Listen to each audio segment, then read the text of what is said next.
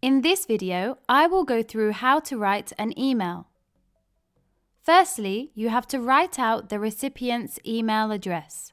So this is the email address of the person that will receive the email. Next, we have the subject. This is a brief title conveying the purpose for writing. So essentially, you're telling the person what the email will be about. We begin with the greeting, then an opening statement.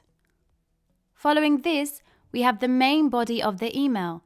This is where you should provide all your information. It should be concise and relevant information. Paragraphs should also be used. You begin to close off with a final statement and then close off with your name. Now let's look at a formal and an informal email. So here is the example of the formal email.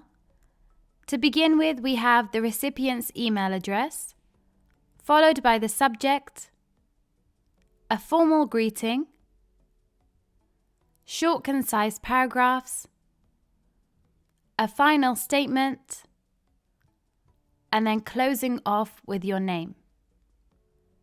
Remember, we need to use formal language techniques when writing a formal email. If you would like to learn more about formal language, then click the video link in the corner. Informal email. Here is the example of an informal email. So again, the layout is the same. We have the recipient's email address, followed by the subject, an informal greeting, a short paragraph, a final statement, and close off with your name.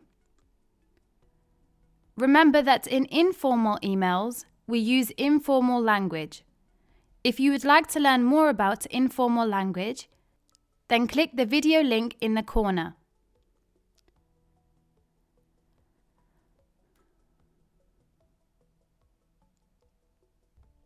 Finally, here are some useful email expressions.